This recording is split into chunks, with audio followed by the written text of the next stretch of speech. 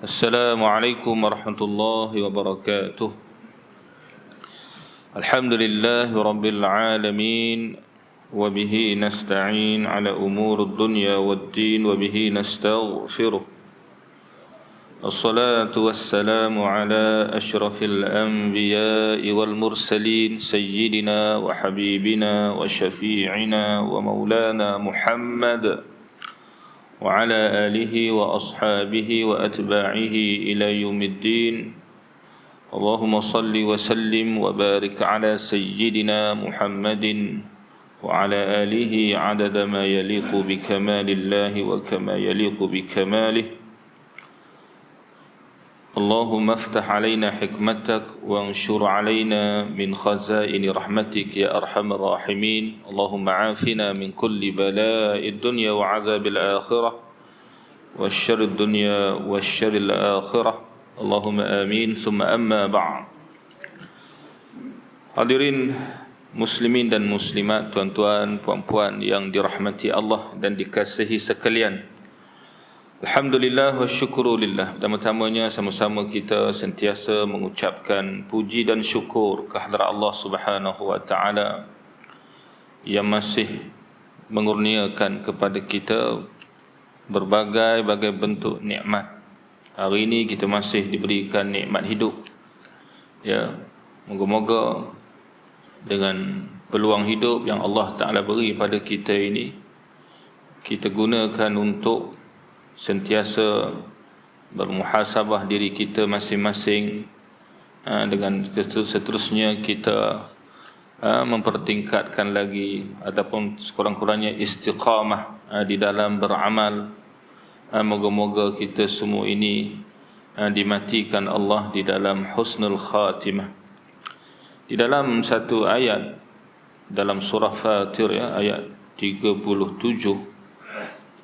Allah Subhanahu wa taala menyebut, a'udzubillahi minasyaitonir rajim, awalam nu'ammirkum ma yatadhakkaru fihi man tadhakkar wa ja'akumun nadhir, yang bermaksud, bukankah kami telah melanjutkan umur kamu dan memberikan masa yang cukup untuk berfikir dan beringat padanya oleh sesiapa yang suka berfikir dan beringat. Ayat ni, tuan-tuan, kalau kita membuka tafsiran pendapat-pendapat ulama, ia menyentuh berkait dengan umur yang telah diberikan Allah kepada kita. Bila sampai satu tahap umur, maka ayat ini menyeru kita supaya banyak mengingati Allah. Ya, banyak mengingati akhirat, banyak mengingati apa yang akan kita lalui selepas kematian. Nu'ammirkum di sini, perkataan melanjutkan umur kamu, ada beberapa pendapat ulama. Ada yang menyebut, yakni setelah kamu berumur, setelah kamu akil baligh, setelah kamu akil baligh. Ya, kalau kita mazhab Syafi'i, kemuncaknya kalau lelaki lah umur 15 tahun. Oh, 15 tahun awal sangat nak, lepas tu 15 tahun duduk melompat-lompat lagi, tuan-tuan. Pendapat kedua kata, setelah kamu masuk umur 20 aman, 20 tahun. Ya. Yang ketiga menyatakan setelah umur kamu 40 tahun. Ini pendapat yang paling kuat, yang paling ramai menyatakan setelah umur kamu 40 tahun. Dan pendapat yang ketiga, yang keempat menyatakan setelah umur kamu 60 aman, 60 tahun. Yang ramai depan saya ni mungkin dah 60 tahun ke atas dah tak? 40, 60. Bila masuk umur ini, maka berdasarkan ayat ini kita kena banyak ingat pada Allah, banyak beristighfar, banyak beramal untuk akhirat. Kalau nak berubah pun, inilah peluang yang masih ada untuk seseorang itu berubah kepada kebaikan. Ya, di mana Kalau kita buka dalam kitab Riyadhus Salihin, ya, Imam Nawawi dia membawakan ayat ini dalam bab istiqamah. Dia dalam tajuk berkaitan dengan istiqamah dalam beramal. Dan dia juga menyebut tentang ayat ini, beringat pada kita tentang umur kita yang mana bila dah masuk 40 ataupun masuk 60 ni, kita sebenarnya dah begitu dekat dengan kematian, tuan-tuan. Namun pada baginda Nabi kita Muhammad sallallahu alaihi wasallam, Allah Taala juga beri isyarat pada Nabi bahawa umur Nabi sudah begitu hampir ke penghujung dengan turunnya ayat, dengan turunnya surah idza jaa nasrullahi wal fath. Ya. Memang kalau kita buka dalam tafsir disebut juga surah ini sebagai satu berita gembira kepada Nabi dan umat Islam dengan kemenangan pembukaan kota Makkah. Namun di sana Sayyidina Abdullah bin Abbas radhiyallahu anhuma ketika ditanya oleh Sayyidina Umar Al-Khattab yang ketika itu dia menjadi khalifah yang ketiga, khalifah yang kedua, ya, selepas Sayyidina Abu Bakar As-Siddiq, beliau menyatakan ayat ini adalah ayat yang mengkhabarkan kepada Nabi tentang ajal baginda Nabi sallallahu alaihi wasallam. Ya. Sebab itu datang ayat selepas itu, idza jaa nasrullahi wal fath wa ra'aitan nasa yadkhuluna fi dinillahi afwaja. Apa Allah Ta'ala perintah Nabi? Fasabbih bihamdi rabbika wastaghfir. Maka bertasbihlah kamu dengan muja Tuhanmu, wastaghfir, dan mohonlah ampun kepadanya.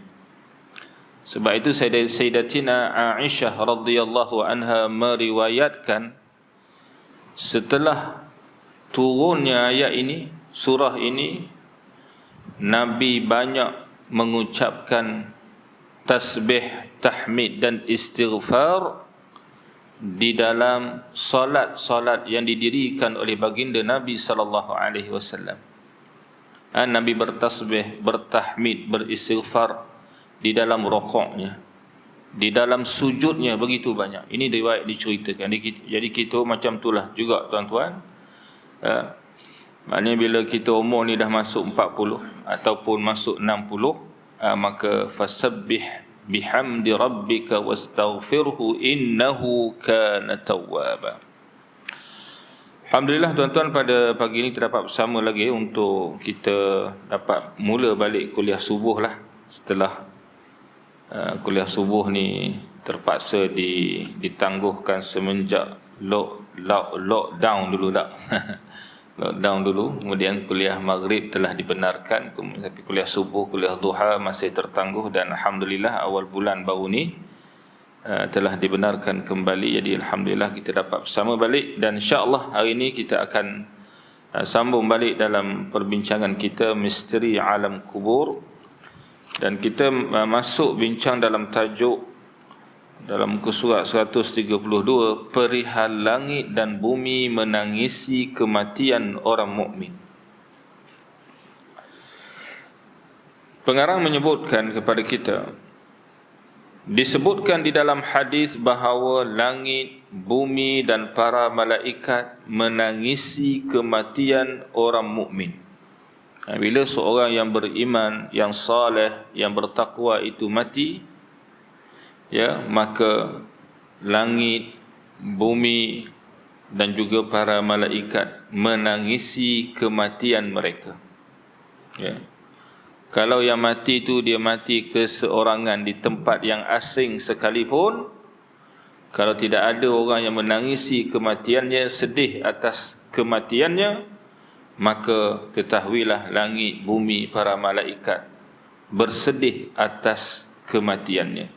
Kenapa bersedih? Nanti kita akan lihat di rahsianya diceritakan oleh Nabi dan juga oleh, kita kata, riwayat-riwayat yang akan kita sebutkan nanti. Imam At-Tirmidzi meriwayatkan daripada Abu Nuaim daripada Sayyidina Anas radhiyallahu anhu bahawa Nabi sallallahu alaihi wasallam bersabda, "Ma min insanin illa lahu babani fis sama', babun yas'adu 'amaluhu fihi wa babun minhu yanzilu rizquhu. Fa idza mata al-'abdul mu'minu bakaya 'alaihi."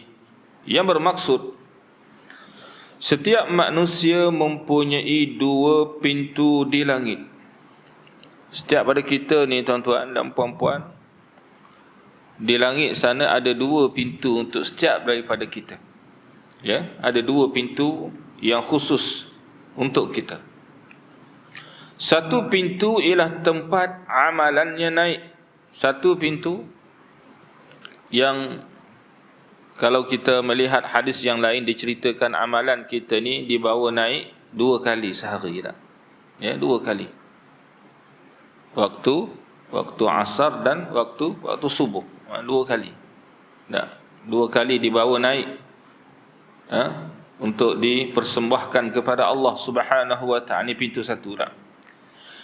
Dan satu pintu lagi ialah tempat rezekinya turun. Satu pintu lagi ni tempat turunnya rezeki yang telah ditentukan oleh Allah. Sama ada rezeki itu adalah rezeki yang berbentuk qada yang mubram, yang telah tetap tidak akan berubah, ataupun rezeki yang berubah-ubah menurut qudrah dan iradah yang ada pada zat Allah Subhanahu wa ta'ala. Sebab tuan-tuan, ada benda juga yang berubah tak? Berubah dengan doa, berubah dengan amal-amal soleh yang kita lakukan dan seumpamanya. Cuma itu rahsia Allah yang kita tak tahulah hakikatnya, tapi itulah yang difahami. Jadi satu pintu lagi tempat rezekinya turun. Apabila matilah hamba itu, yakni hamba yang mukmin tadi meninggal dunia, maka kedua-dua pintu itu menangisi kematiannya. Pintu ni, pintu langit. Langit tadi merasa sedih sebab tidak lagi amalan soleh hamba mukmin ini tidak lagi dibawa naik melaluinya. Langit itu tak terima dah, tak menerima, ataupun tidak dilalui oleh amal-amal soleh yang dikerjakan oleh hamba yang mukmin ini. Dia merasa sedih. Begitu juga dengan pintu rezeki tadi juga merasa sedih, kerana bila dah mati tutuplah, tutup bukulah, tak ada dah pintu itu digunakan untuk hamba yang mukmin ini. Dan malaikat begitu juga merasa sedih, menangisi kematian hamba yang mukmin. Dalam riwayat Ibnu Jarir daripada Ibnu Abbas radhiyallahu anhuma menyebutkan bahawa Ibnu Abbas ditanyakan tentang maksud firman Allah Ta'ala, iaitulah ayat Allah dalam surah Ad-Dukhan ayat 29.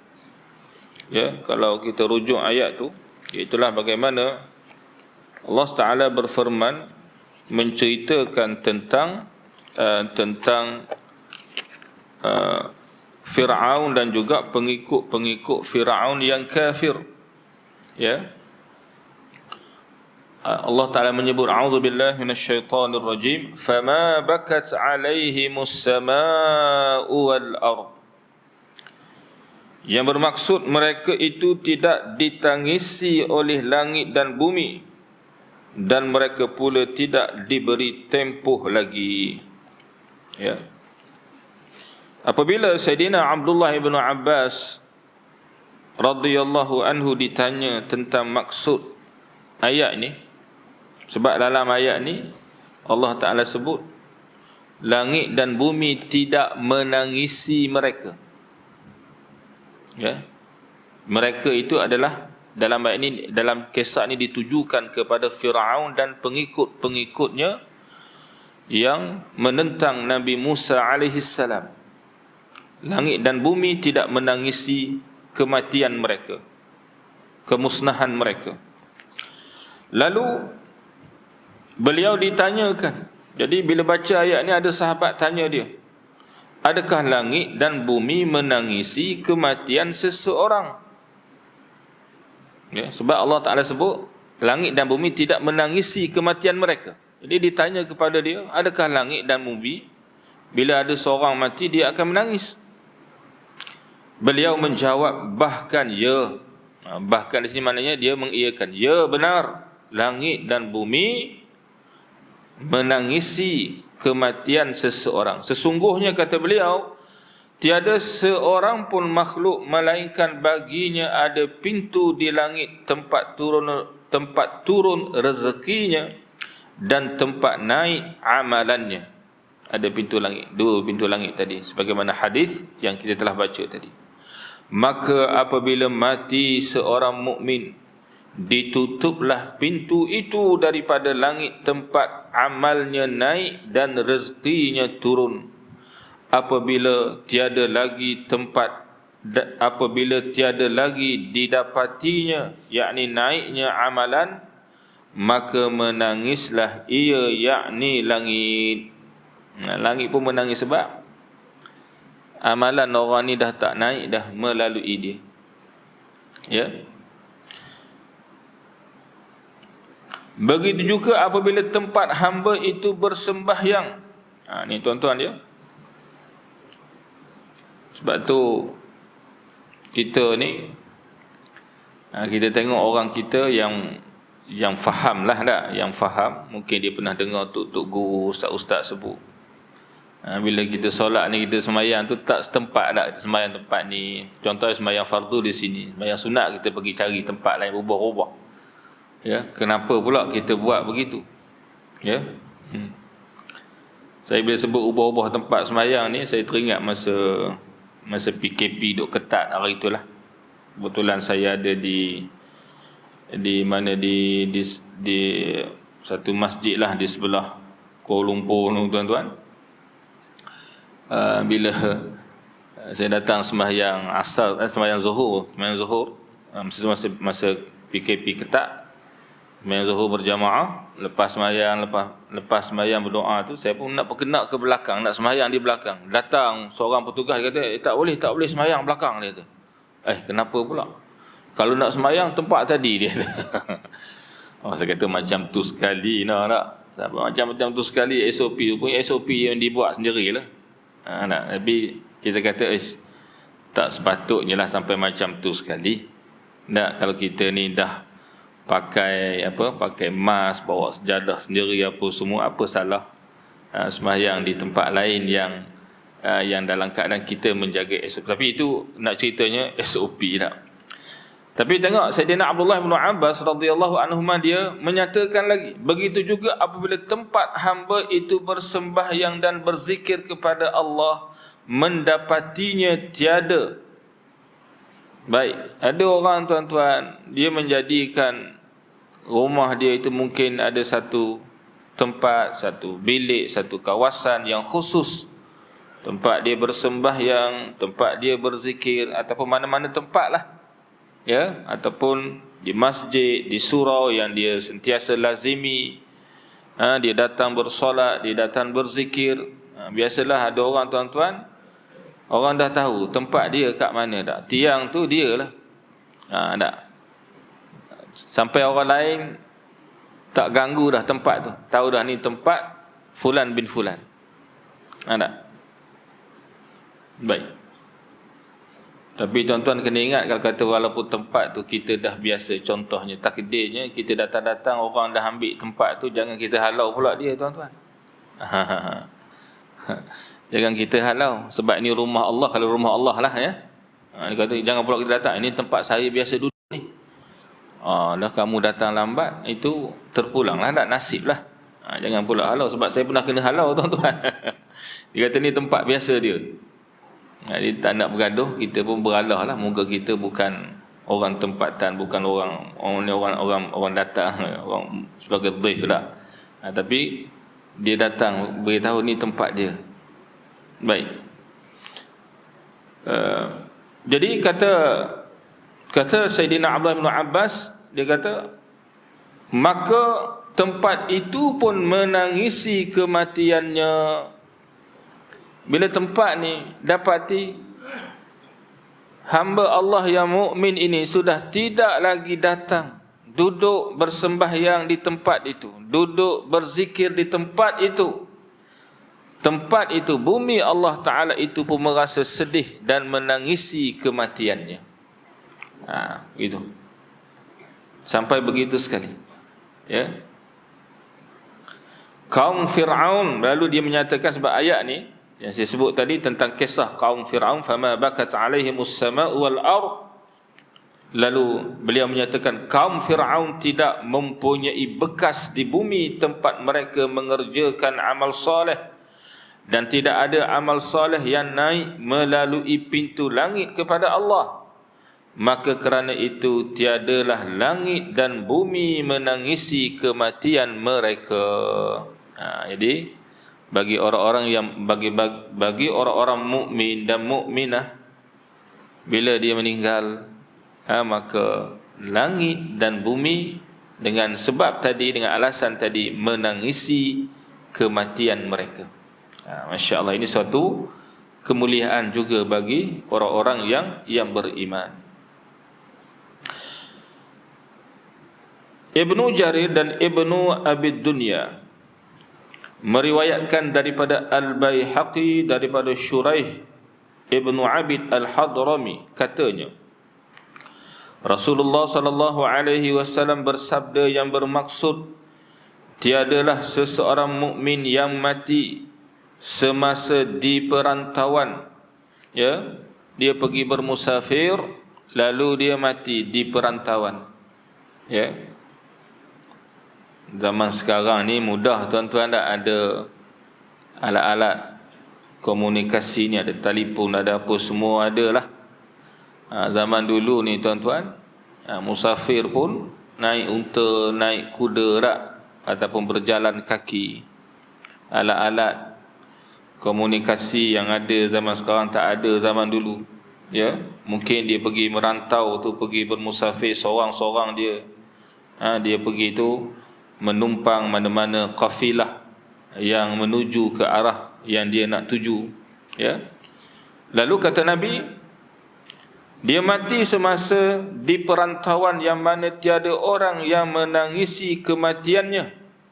Maksudnya bila dia mati tuan-tuan, orang dalam kafilah itu, ataupun kalau dia seorang-seorang orang jumpa dia mati, tak adalah orang yang menangisi, orang yang ada situ terasa sedih dengan kematiannya, sebab orang tak kenal dia.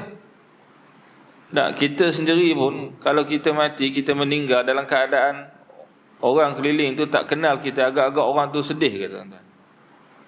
Ada, kita datang solat jenazah satu tempat yang kita tak kenal pun orang yang meninggal itu, kita tak rasa apa-apa sedih pun. Tapi kalau yang meninggal itu orang yang kita kenal baik, ataupun ahli keluarga kita sendiri, tentulah kita sikit sebanyak akan rasa sedih. Itu fitrah lah. Kata Nabi, maknanya bila tiada orang yang menangisi kematiannya, melainkan 7 petala langit menangisi kematiannya. Nabi kata, Nabi menyatakan, fahamilah ataupun ketahuilah 7 petala langit. Sebab nak bawa naik amalan seseorang mukmin ni kena lalu melalui 7 petala langit lah tuan-tuan, tak? 7 lapisan langit, ya. Menangisi kematian, 7 petala langit ini menangisi kematian hamba mukmin yang saleh ini. Kemudian diceritakan baginda Nabi membacakan firman Allah Ta'ala, fama bakat alaihimus sama'u wal ard, mereka itu tidak ditangisi oleh langit dan bumi, dan mereka pula tidak diberi tempoh lagi. Surah Ad-Dukhan ayat 29. Kemudian baginda bersabda, langit dan bumi tidak menangisi kematian orang kafir. Sebab orang kafir, langit dan bumi tidak menangisi. Jadi kalau kita belajar bahasa Arab, ya, dipanggil ada ayat-ayat macam Al-Quran, kita belajar dalam ilmu Al-Quran juga dipanggil mafhum mukhalafah, kefahaman yang kita dapat bersalahan daripada atau bertentangan dengan satu-satu ayat. Ya, bertentangan satu ayat, maknanya kalau dalam ayat ini disebut langit dan bumi tidak menangisi kematian orang kafir, maksudnya apa? Fahaman yang bertentangan. Kalau yang mati itu seorang mukmin, langit dan bumi menangisi kematiannya. Dan dikuatkan lagi dengan hadis yang kita baca ini, dan juga dengan kita kata apa yang disebutkan oleh Sayyidina Abdullah ibnu Abbas radhiyallahu anhuma. Dalam riwayat Sa'id bin Mansur dan Abu Nuaim daripada Mujahid katanya, setiap orang mukmin yang mati ditangisi oleh bumi selama 40 pagi. Masya-Allah, tak? Selama 40 pagi langit dan bumi menangisi kematiannya. Dalam riwayat Abu Nuaim daripada Atha al-Khurasani katanya, tiadalah mana-mana hamba yang sujud kepada Allah di mana-mana tempat di bumi, melainkan tempat itu menjadi saksi baginya pada hari kiamat, serta menangisi atasnya pada hari kematiannya. Begitu tuan-tuan ya. Jadi tempat di mana seseorang itu sujud pada Allah Subhanahu wa taala akan tampil ke hadapan Allah pada hari kiamat menjadi saksi, tuan-tuan. Jadi saksi. Sebab itulah kita ni sebut tadilah tak, kadang-kadang kita ni kalau solat tu berubah-ubah tempat dengan harapan tempat-tempat itu akan menjadi saksi di hadapan Allah ketika mana kita dihisab di hadapan Allah Subhanahu wa taala. Saya malam tadi pun kebetulan ada baca satu ayat dalam kuliah tafsir dalam surah Hud ya, ayat 18. Ya, ayat 18 ni ialah ayat ni dia cerita tentang orang-orang yang kafir yang mereka-reka cerita-cerita dusta dan bohong tentang Allah dengan mendakwa Allah ni ada sekutu, Tuhan berhala ni akan beri syafaat pada mereka hari kiamat kelak di sisi Allah, begitu dan beginilah. Maka dalam ayat ni Allah Ta'ala menyatakan, wa yaqulul ashhadu haula'i alladhina kadzabu ala rabbihim ala la'natullahi 'alal zalimin, yang bermaksud, dan pada hari itu akan berkatalah saksi-saksi, akan berkatalah saksi-saksi. Kalau buka dalam tafsir pimpinan Ar-Rahman yang biasalah kita baca dah, disebutkan saksi-saksi ini siapa? Daripada kalangan malaikat-malaikat, nabi-nabi dan anggota-anggota tubuh mereka sendiri. Bahkan ulama menyatakan bahkan tempat bumi di mana dia berpijak, tempat di mana dia melakukan maksiat, dia melakukan pembohongan, dia melakukan pendustaan terhadap Allah itu, akan berkata, jadi saksi ini datang dan berkata, inilah orang-orang yang membuat dusta terhadap Tuhan mereka, ketahuilah sesungguhnya laknat Allah tertimpa kepada orang-orang yang zalim. Ini orang zalim, saksi ini terus menyatakan laknatullahi 'alal zalimin. Nah, maknanya semua ni tuan-tuan akan datang menjadi saksi. Jadi ini disebut ya, tempat itu menjadi saksi baginya pada hari kiamat serta menangisi atasnya pada hari kematiannya. Di tempat tu pun bumi tadi, tempat dia bersujud kepada Allah, turut menangisi kematiannya. Baik. Dalam riwayat Ibnu Abi Dunya daripada Abu Ubaid menyebutkan, apabila mati seorang mukmin maka menyerulah tempat dia mengerjakan ibadah kepada Allah dengan katanya, tempat yang dia selalu guna untuk beribadah, untuk dia salat, untuk dia sujud kepada Allah, berkata, wahai hamba Allah, orang mukmin yang sudah mati. Jadi tempat tu menyeru, menyatakan kesedihannya dengan kehilangan hamba mukmin ini, maka pada ketika itu menangislah langit dan bumi. Lalu Allah berfirman, apa yang menyebabkan kamu berdua menangis atas kematian hamba-Ku? Maka sembah langit dan bumi, Tuhanku, tiadalah orang ini berjalan pada pihak kami, melainkan dia menyebutkan di kau.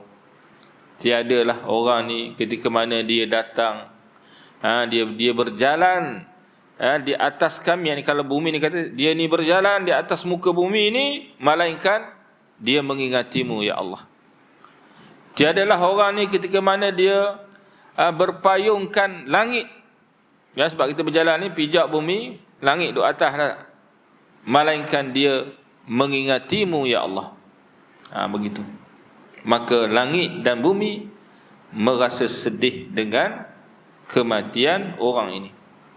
Kita dah sebut dulu tentang bagaimana ada kita tajuk yang kita dah baca lama dah dulu. Bila seorang mukmin ini meninggal dunia, mukmin yang soleh meninggal dunia, tanah kubur itu menyambut dengan gembira kedatangan dia. Kalau dia kata, sehingga tanah ini menyatakan, bumi ini menyatakan, kalau dulu semasa kamu duduk di atas aku, kamu seorang yang saleh, yang baik, yang beribadah, yang tunduk, yang patuh, yang taat kepada Allah, maka bila dia dimasukkan ke dalam, maka apabila kamu dimasukkan ke dalamku, maka bumi ini menyatakan, aku akan melayanmu dengan sebaik-baik layanan. Sebab dulu masa duduk atas aku, kamu ni sebaik-baik manusia. Maka bila masuk dalam bumi, bumi menyambutnya dengan baik dan melayaninya dengan baik. Tapi kalau duduk atas muka bumi, duduk buat maksiat, buat kejahatan, tunggulah bumi itu buat apa. Dulu kamu masa duduk atas sombong sangat, angkuh sangat, besar diri, lupa pada Allah. Bila kamu duduk dalam aku ni, tahulah aku nak buat apa dengan kamu. Begitulah keadaannya dah. Dalam riwayat daripada Al-Hasan, ni terakhir tuan sikit je, katanya apabila Allah mematikan hambanya yang mukmin dalam keadaan berdagang, yakni di negeri asing, maka hamba itu tidak diseksa dan dia dikasihani kerana dagangnya, dan Allah menyuruh malaikat menangisi kerana tidak ada orang yang menangisi kematiannya. Orang yang mati dalam keadaan berdagang, maknanya dia ni pergi bermusafir. Orang dulu ialah Masya Allah bermusafir, dah nak menuntut ilmu tu. Kita tengok imam kita Asy-Syafi'i dah lahir di mana? Lahir di Gaza. Gaza mana tuan-tuan? Palestin. Ya, dia pergi mana? Pergi bermusafir ke Mekah, belajar tak? Lepas tu pergi ke Madinah berguru dengan Imam Malik rahimahullah. Kemudian dia bermusafir lagi ke Mesir. Agak-agak tuan-tuan, Imam Syafi'i meninggal di mana? Di manakah kuburnya? Makamnya di mana? Teluk Intan ke? Di Mesir. Ada masjid Imam Syafi'i, ada makam Imam Syafi'i di Mesir. Maknanya dia bermusafir, Masya Allah, ya, menimba ilmu dan bermusafir pula menyampaikan ilmu. Ya, itu dia lah. Jadi kalau dia mati dalam keadaan begitu, dalam keadaan dia berdagang, dalam keadaan dia bermusafir di negeri yang asing, oleh kerana dia bermusafir tadi, dia tidak diseksa dan dikasihani kerana pemusafirannya itu. Masya Allah. Wallahu alam tuan-tuan, itulah yang sempat kita bincang pada pagi ini. Nanti kita akan masuk tajuk yang agak menarik, manusia yang mati dikebumikan di bumi tempat dia dijadikan.